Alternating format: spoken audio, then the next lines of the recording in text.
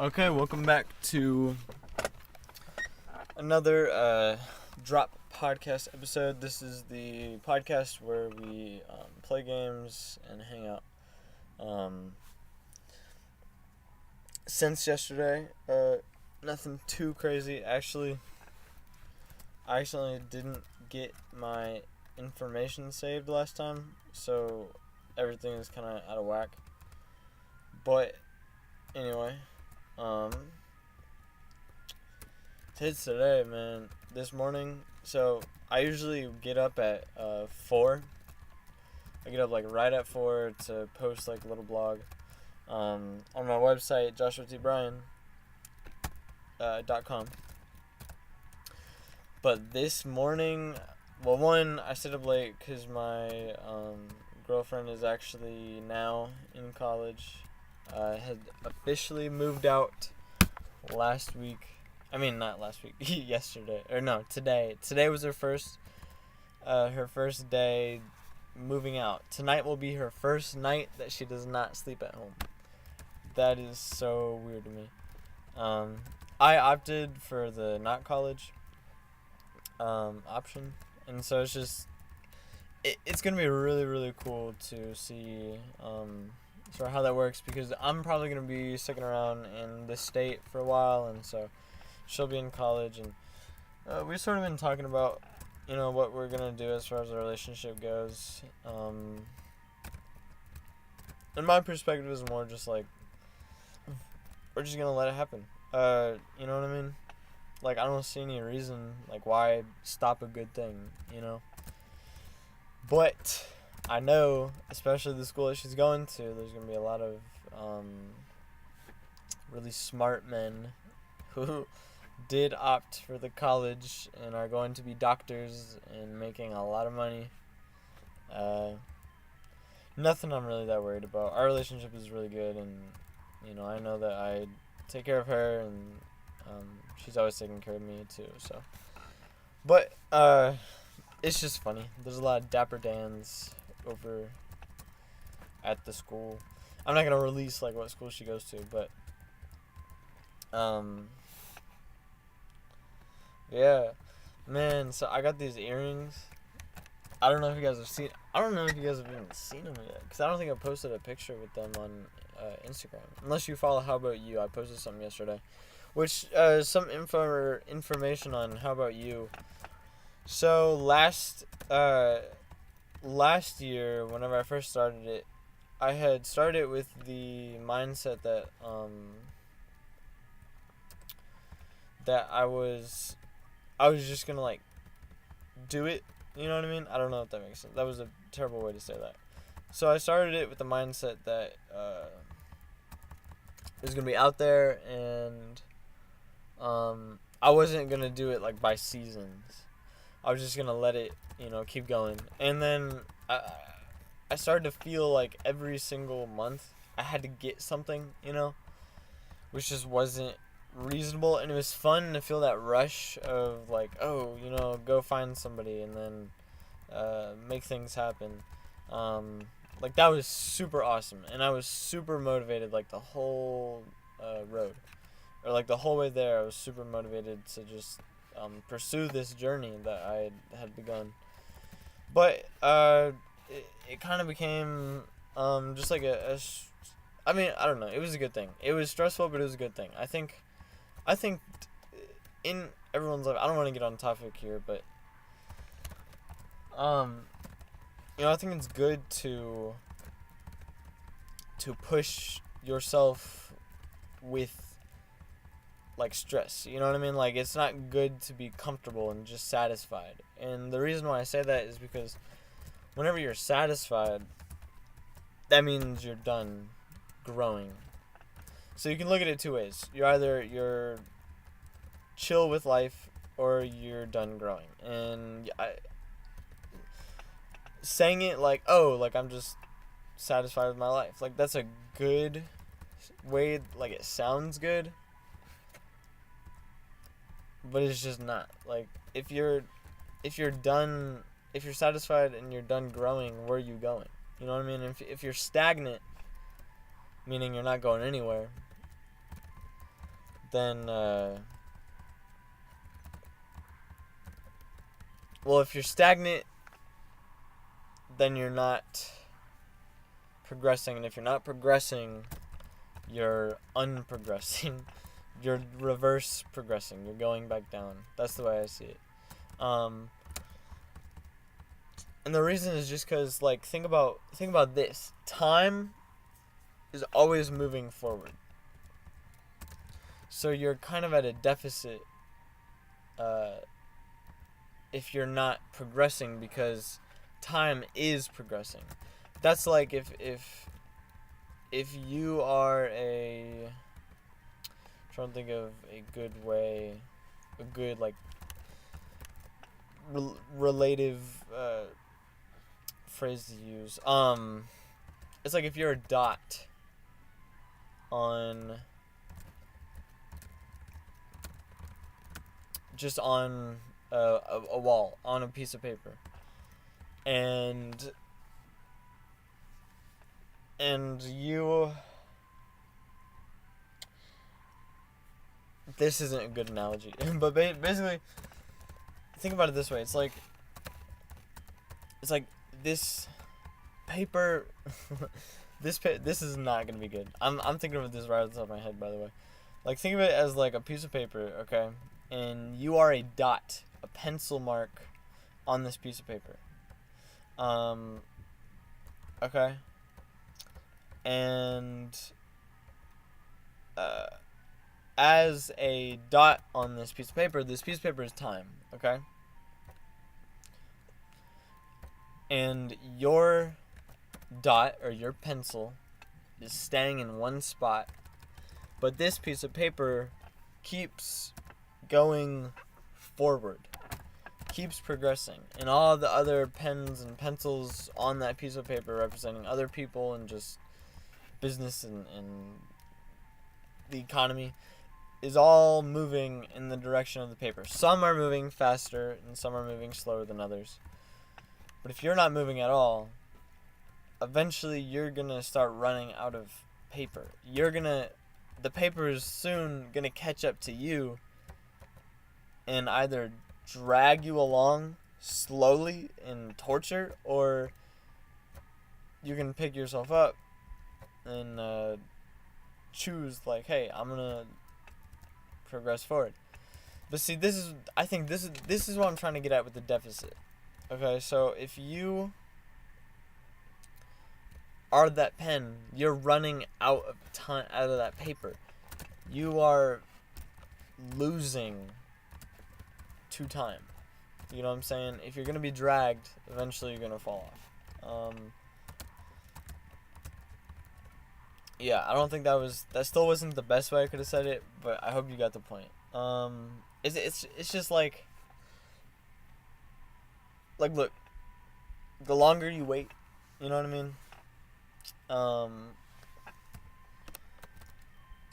The longer you wait, and the less you progress.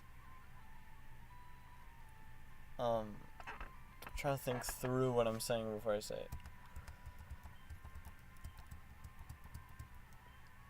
it. You're at a deficit. I think that's just, maybe I should just leave it there. And you don't necessarily have to always be, and here's the reason why I paused for a second, because I'm thinking about this, and it's also important to note that, like, oh, hey, you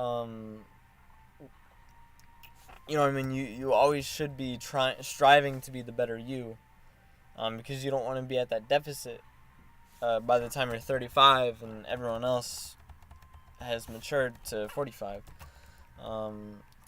Mentally, I mean. You don't want to be in that situation, but it's also important to also appreciate the present, because you see, there's a balance between setting your goals and setting your future and striving to be better, and constantly being stressed about the future. If anything, I feel like the ultimate thing to strive for is to be content, but never finished. And I already spoke on why you should never be finished. But to be content it's just a strive for happiness. Because look, life, if you look at it this way, I'm a bit of a, I don't know, it's not necessarily pessimistic. I forget what like the philosophy of it is, but you know what I mean? Like what is the, alright, so I'm just gonna lay it out. No one knows what is after this life. You know what I mean? I have my beliefs. Other people have their beliefs. But obviously, no one knows for sure. That's why we call faith of faith. And another interesting conversation to talk about is, kind of think about it, religion and science are the same thing. Well, I shouldn't say, well, I feel like politics combined makes it the same thing. Because people will say, "Oh, I'm a man of science." You know what I mean? Okay. A Christian will say, "Oh, I am a Christian. I am," you know what I'm saying? Like, I believe in science. Whereas Christian would say, like, "Oh, I believe in Christianity," or, God, like my faith. You know what I mean? And then the other side of it is science is never done. And here's why I say that politics makes science a religion. Because a scientist always looks at data, always looks into the possible faults in that data, and understands that nothing is ever 100%. Because there's always a little corner that is missing and will give a new perspective on today's science. There's a quote, I don't know who it's by, but it says, today's scientific discovery is tomorrow's joke. But the thing that makes it a religion, I think, is whenever people say, like, "Oh, this is true." You know what I mean? And people look at other things. Scientists will look at a religious individual and say, like, "Oh, you're, stupid for believing in that faith." Okay, but it's the same thing. If you trust in your science, in quotations, if you trust in theories, which the Big Bang is a theory, it's not 100%. You're doing the same thing. It's just one person believes in Christianity and another believes in what a scientist theorized in a paper based off of some idea that or some study that had happened. So yeah, I mean, that's one to look at. And then I guess you could argue then, okay, but then, science is based off of study and research. Well, I mean, that's a good point. But still, you have to understand that you're having faith whenever you're looking into that, in quotation, science and research. You're also having faith in people's research. You know what I mean? So even that takes a level of faith, which is the same as religion. And looking at science and research. Well,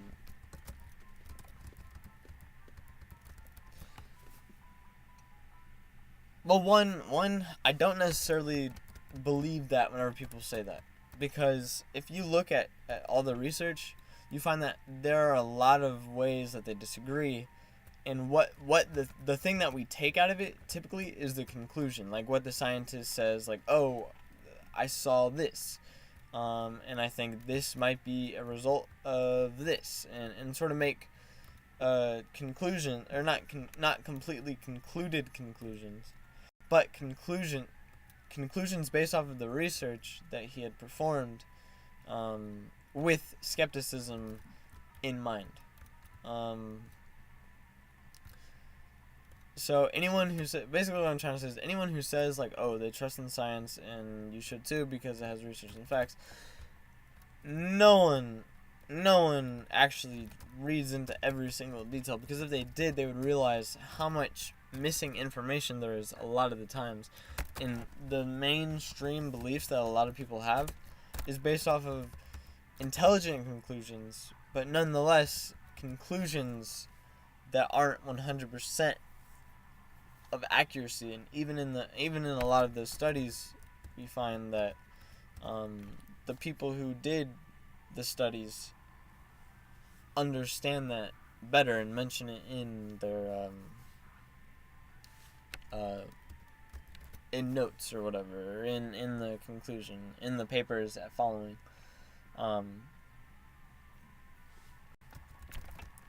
But okay, so ignoring that side of it though, would it be better to 100% trust the scientific community over your own religious philosophy? Like, if the majority of scientists agree on, or just an example, the majority of scientists agree on climate change, like that's one of the biggest things. Okay, so would it be better to trust in that, or more accurate to trust in the overall conclusions of the scientific community, over, like, let's say for some reason your religious community steps into it and says, oh, no, that's wrong. Just thinking right off the top of my head, I would say yes. And the reason being is religion specializes in something. Religion specializes in lifestyle. Religion specializes in lifestyle, and I guess I could say belief in something bigger. I don't know what a better definition for religion is. Trying to think real quick. So religion oftentimes, because I feel like religion doesn't always have to do with a god or a higher being, but more a purpose. I feel like religion is more related to a purpose of being, of living, over rather than having a god, or focusing on why we exist. I feel like religion is more how to live. But still, I don't know. I wouldn't take my word for it. I would look into that first. But I feel like that is the definition that sort of makes sense to me at this moment. So assuming that as the definition, I would say that if you're going to look for information on climate change, unless your church specializes in that topic, why would you go to a church to find opinions or information on the earth? You know what I'm saying? Same, but then the other way goes for science. You know, you wouldn't go to a biologist asking for some good information on climate change. You know what I mean? Unless it has some correlation or correspondence with the way, I guess, like, cells work or whatever, then in specific little pieces, like, I could see someone being like, oh, like a crime person trying to research into crime might go to a biologist asking, like, okay, how long would it take for cells to decay in this type of environment, you know, in a cold environment. In that case, it is, because you're kind of taking one professional and then giving the information to another professional. It's kind of like in business. You as a business or entrepreneur, to try and know everything is absolutely insane. you as an entrepreneur, your job is not to know every detail of everything that goes into the business. Actually, it's more beneficial, as Adam Smith talks about in The Wealth of Nations. It's more beneficial to specialize in subjects, to have specialized information and go way deeper into one certain, very specific, very minuscule thing, rather than as a whole thing. Just as an example, I think what Adam Smith talked a lot about is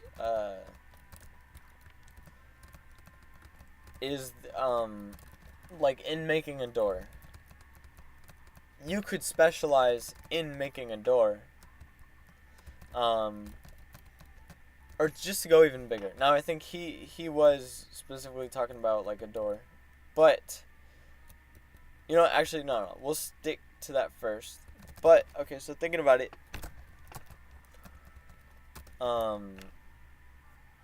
as I was saying, making a door, you have many pieces to that door. You have the handle, the wood, the hinge. Alright, so now you have a whole lot already. And you might not realize it, but think about it this way. To make the actual piece of door, you can make a door out of metal, you can make a door out of wood, you can make a door out of, that's all I got. But, so that being said, let's just assume out of wood. Okay, now you have to chop down a tree, cut that tree, smooth it out.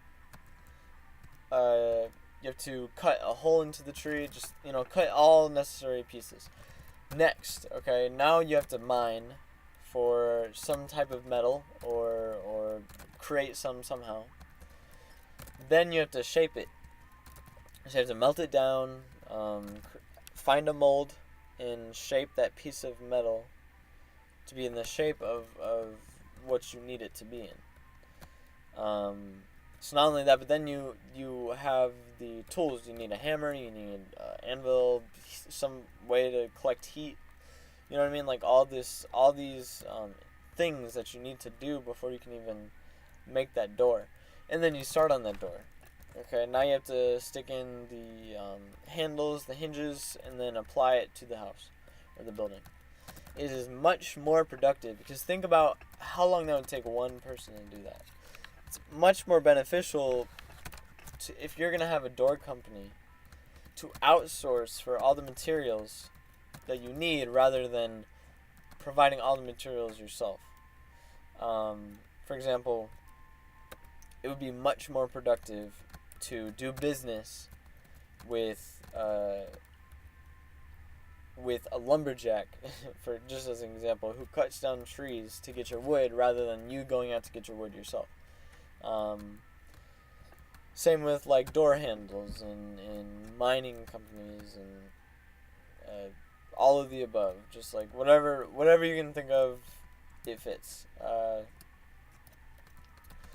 that being said, I forgot what I was talking about. Oh yeah. In business, it is much more productive to go to someone who specializes in something like biology for just quick information on that subject, rather than trying to be an expert at biology to solve this case as a detective.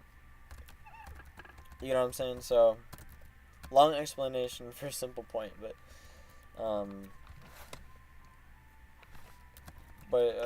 it holds. I stand to it. Yeah, much more productive. And I feel like that's, just to go off on well, just to clarify like my point that I was coming to. I think it would be better to leave the objective of religion to entrust a religious individual on that, or trust a religion on that topic, rather than look to science 100%, because science is quote unquote based off of more data. No. Okay, religion specializes in sort of on the subject of how to live your life in a healthy way, in a moral way. So you would go to a religious person to study up on morals. So yeah, that's just to clarify my point. Shoot, I was gonna make I had a really good topic that I wanted to talk about. But anyway, actually, I need to get to the question for this episode. So give me 1 second. So I left up in my social media, which if you're not following me, it's Joshua T Bryan 64, my Instagram. And right before I release, I will always say something like, slide up and let me know like what kind of questions would you have for this episode. You know what I mean? So that's why I say, if you have any questions, go to my Instagram, go check that out. I'll remind you at the end of the episode. But anyway, so the question today from one of my favorite persons is, how do you see your life as an old man after retirement? And how do you get to that point? Wow, that is a really great question. So I love this question because it gets into something that I'm very passionate about. I listen to Dean Graziosi's podcast, Millionaire Success Habits, I think it's called. And I heard him talk about today, like, his process of writing books. And one thing he does is what's called a riff. And a riff is like how you, like, the things that, like, your favorite things to talk about, that would be your riff. And that's just sort of how he wrote his book. But anyway, so this is definitely a riff of mine. So how do you see your life as an old man after retirement? Oh, I see. So first, we would have to define retirement. But I love this question. So retirement. To me, I don't see myself fully retiring. Here's kind of the vision. So I want to pursue. You've heard me talk about, if you stay up with the drop. You've heard me talk about stuff like my main, like, sort of vision that I see myself, like, fulfilling. Like, I feel like my big thing that I want to do in my lifetime is bring this leadership culture to lower classes. Create some sort of system that teaches leadership and finance.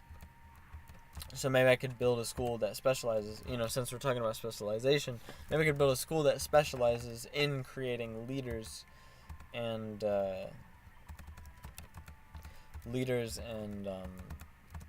financially smart people, like maybe just entrepreneurs. But we'll figure that out. But anyway, so that's sort of like the main mission of my life, you know what I mean? And I feel like everything leading up to that is more about the securities, like more about finding ways to put my money in safe places so that it will grow, and so that by the time I am old, I won't have to worry about where I'll find money or how I'm going to pay the bills or eat. I also want to live freely, so I want to live on my terms, which means I don't want to have to work a job or clock in or any of that ridiculous stuff. I just want to live my life, make my own decisions, and be able to act on those decisions. So all that being said, retirement to me, it makes more sense that retirement to me is just simply living, like, no more of the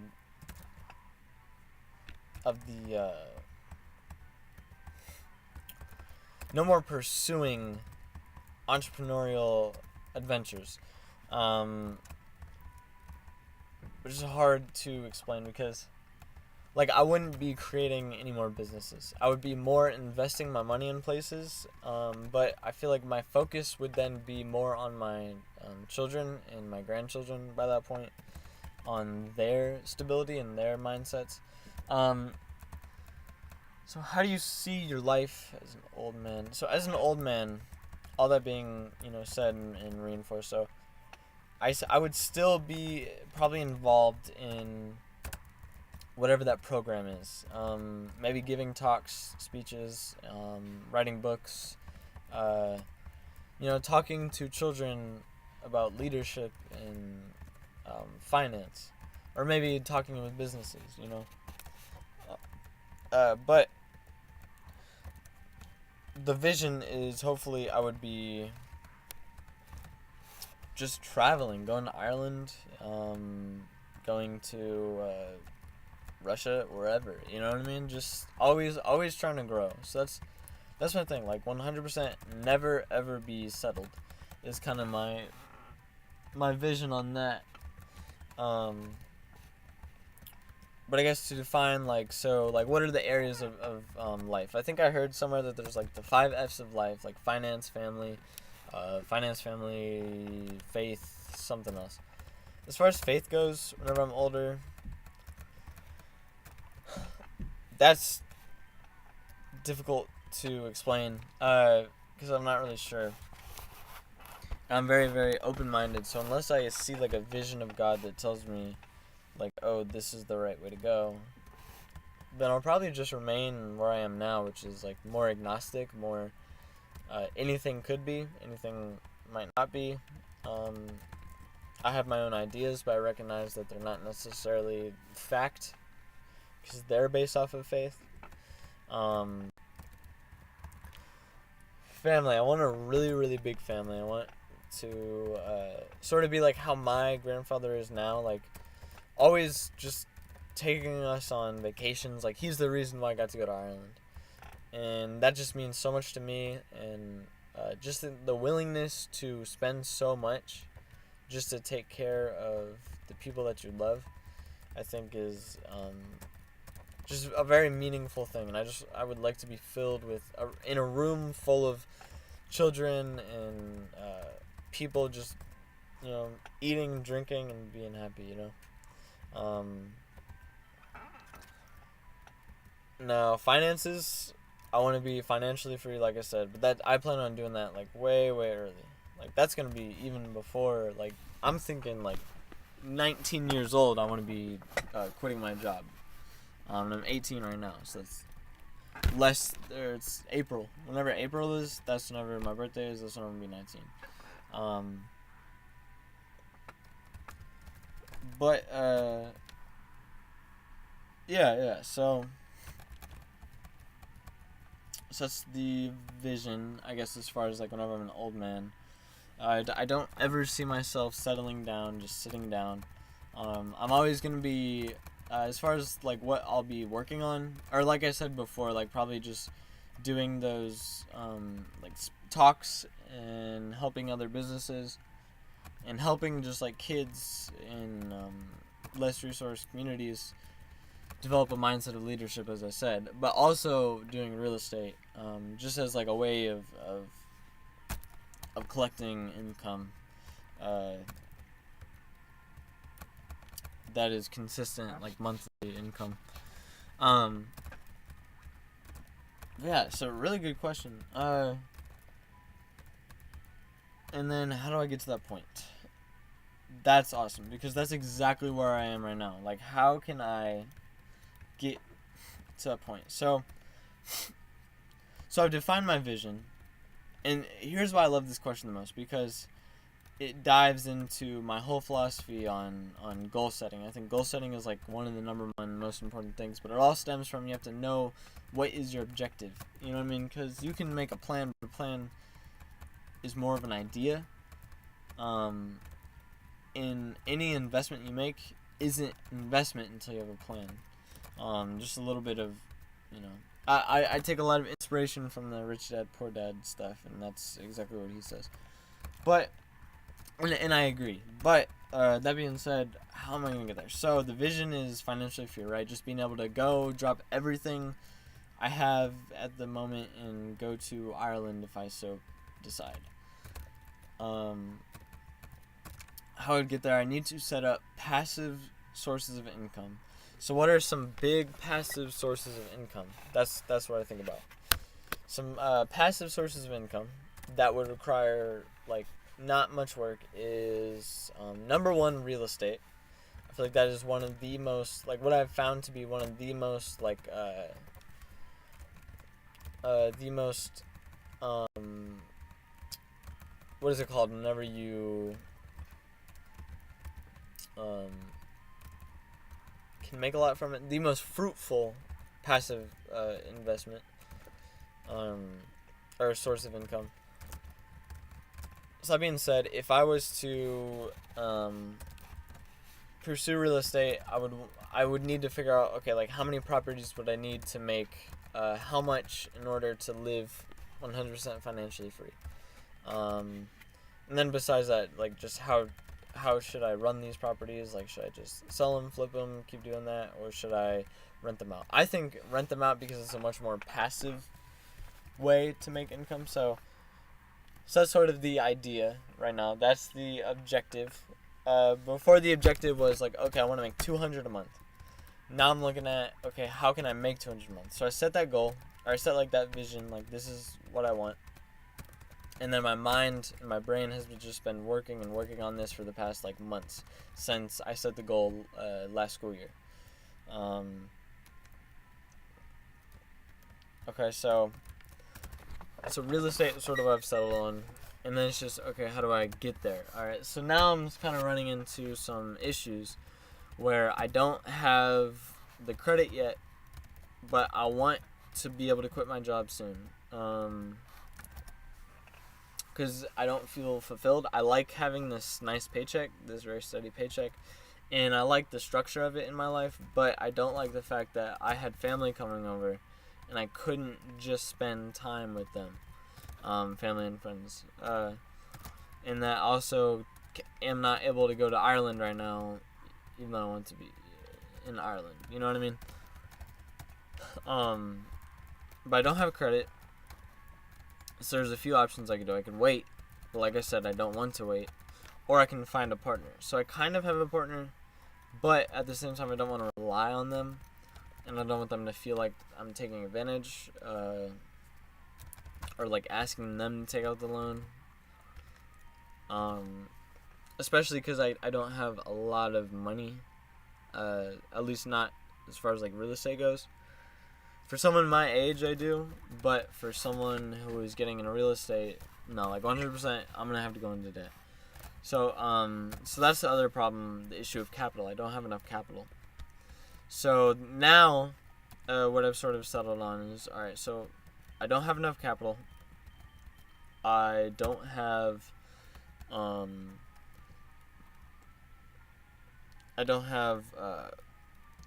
the credit to be able to get out a big loan for a house, and I also don't have the knowledge. So one, I need to research. That's most important.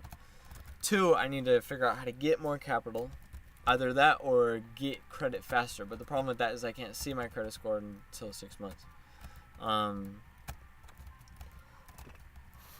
Okay, so how do I get capital? Well, I know from last year I stepped into dropshipping a little bit. I didn't take it too far because I just hated the social media side of it. I cannot stand social media. I have this deep hatred for it for some reason. So now I have to think, like, okay, is this something that I desperately need? And now what helps is, before I just wanted to get into dropshipping to make money. Now I have a more and more defined vision of what I'm trying to aim at, what I need, how much money I need. And so now it's just a matter of, how can I set up a dropshipping store to get me to that goal? So now there's a purpose rather than just doing it. So that's what I'm looking at right now, getting into dropshipping. I have this job, which is the money that is going to fund this dropshipping, and I'm gonna go all out with the dropshipping. Eventually, once that dropshipping starts funding into my real estate, so basically I want to make the money off of dropshipping and then fund that money into investment, where my money that I'm making will give me more money. See what I'm saying? So this is the pattern, and this is what I'm gonna keep doing until I have enough to where then I can have all these properties, and also have all this money in stocks. So all these places that are growing, all these securities, probably looking at buying bonds from the U.S. Treasury or something.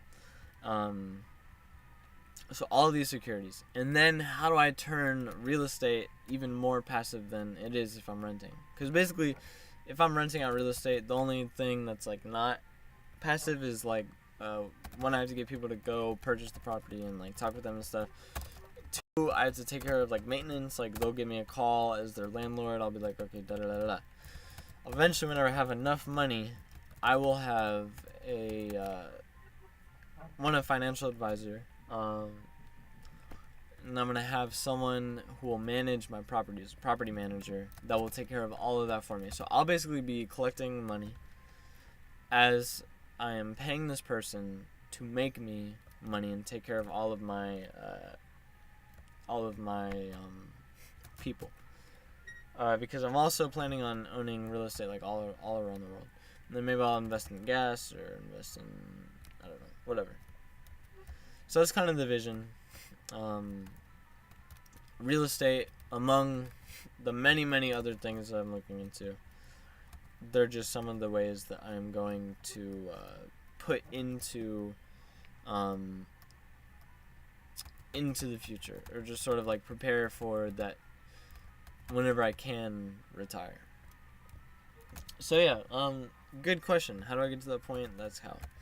But I just want to reiterate, like, the reason why I love that question so much is because it's the perfect way to talk about setting goals. And what I mean by whenever you should have a vision or just like an idea of what you want in your life. Because number one, it should be fulfillment. But then it's just, how do you get fulfillment? You know what I mean? Number one, completely consistent between every single person who ever exists, is how do you become fulfilled in your life? And then past that is different from person to person. Like, if you would be fulfilled working in a sewer, then, you know what I mean, there you go. But for me, my fulfillment is to live freely and not have to be able to go and explore the world and just talk with people, meet new people. Like in retirement, I forgot to say this, I definitely want to do my podcast just because I want to just always be meeting new people, always learning new ideas, and always growing.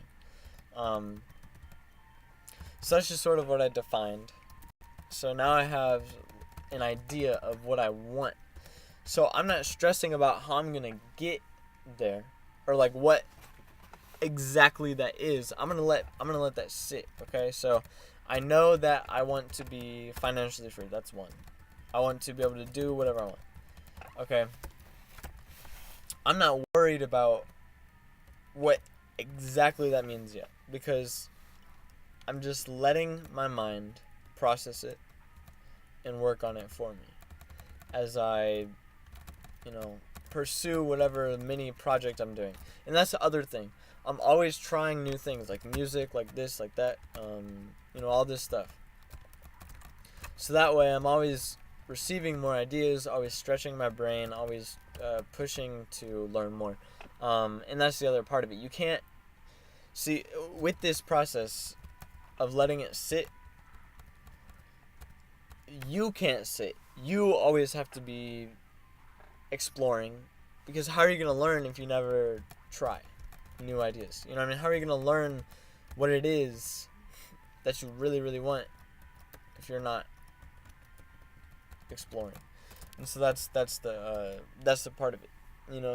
Stagnant versus work, but not stressing your brain to the point where it's just freaking out trying to figure out something that you can just do, so that you have an answer whenever you go over to your grandpa's house and they ask, like, where are you going to go to college? Or, like, what do you want to do for your future? What's the job that you want? You don't know. Just do what you do and let your brain figure it out. It's just, as long as you are constantly exploring is what's important. Constantly exploring something. Find hobbies, stretch your brain. Because that's also going to help your brain figure out more details, one, about yourself. That's how you're going to learn and build a better relationship with yourself. And two, that's how you're going to find out like what exactly it is in detail that you really, really want for your life.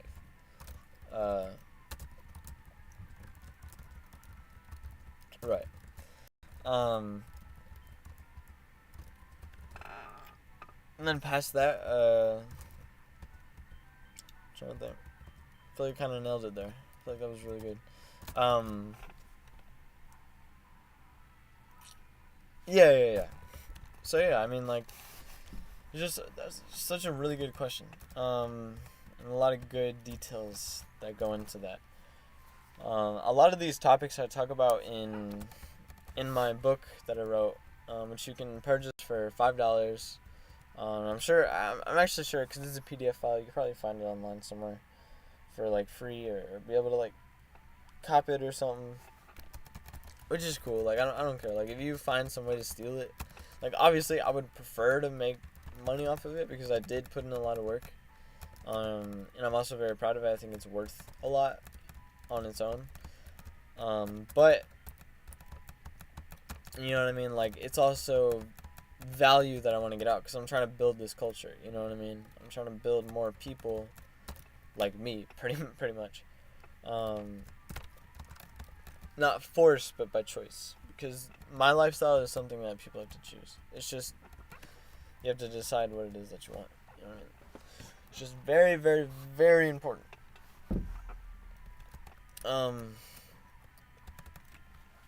Yeah, so I mean, anyway, so as I was saying, yeah. So if you go to my website, joshuatbryan.com, you can find my book there, which sort of dives into topics. And I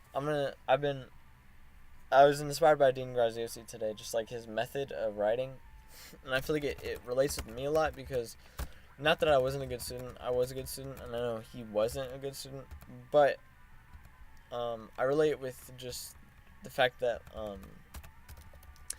like I have a lot of like very passionate things that I feel like I can share. You know what I mean? Like I used to worry about like, oh, you know, you're just young. Like what can you give, and why would anyone want to hear you? But here's the thing: if I just give, one, the people who are going to come to me, one, I'm gonna be getting paid. You know what I mean? If I don't create anything, I'm not gonna get paid. It's basically, would you rather make $1 or no money? You know what I mean? I'd rather make the $1. So I'm creating content. I'm also working on producing something, stretching my brain. Just working hard. Pursuing something, being driven in a direction. But yeah. So I'd rather do that, and at the same time, I'm taking steps towards building that culture. It's just the fear that you need to let go of, because like I know I've always been a more insecure individual. I'm growing out of it a lot. Like lately I've just been very like straight up, very straightforward, fearless of anything, because the way I look at it, it doesn't matter. Like I'm not that important. No one's not that important. So it's just kind of like, you know what I mean, just do what you do, because in the end, like, it's either people forgive you or they don't. If you mess up or make a stupid joke, people either forgive you or they don't, and you move on. Just kind of works like that. Just as long as you know that you're living a moral lifestyle and you're trying. If someone's going to be a jerk about you for some stupid comment that you made to them, like you called them ugly back in grade school, you know what I mean? If they don't forgive you and they're still stuck up on it, just know that you wouldn't do that again. And that was an experience, and you learned from it, you felt bad from it. Forgive yourself and then move on. Yeah, so I'm gonna start working on a book, just sort of doing what's called riffs, because I was very inspired by that idea taught to me from Dean Graziosi 100%. And I'm gonna try and sell value, because this was the point I was on. Sorry, I got sidetracked again. I just feel like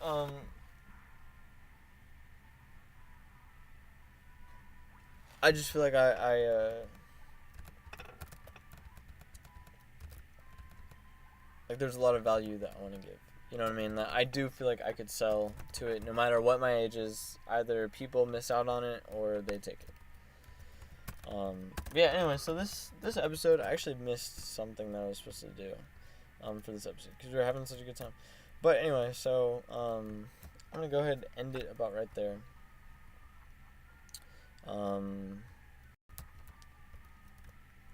Thank you for listening. I'm going to get to the bottom. So, yeah, so, I mean, thanks for listening, and I hope you enjoyed this episode. I think this is one of the best episodes. I felt very passionate today. I don't know why. Like, I was really, really sleepy once I got home from work, but now I'm just, like, ready to go. Like, I'm fired up. But anyway, I hope you enjoyed. This will be out on in podcast forms sooner or later. You can listen on Spotify. Make sure that you go follow, and also just go to my website, joshuatbryan.com, where you can see some more information. You can also donate. Make sure that you follow me on Instagram at joshuatbryan64. That way you can see like, oh, what's going on and stuff. I have some projects coming up, some music coming up, so definitely stay tuned, and I'll keep you guys updated. So once again, that is joshuatbryan.com, where you can find all of the information on me, my podcast, this podcast, my music, and some ways that you can support me too. That being said, I'm going to check you guys later. Thanks for watching.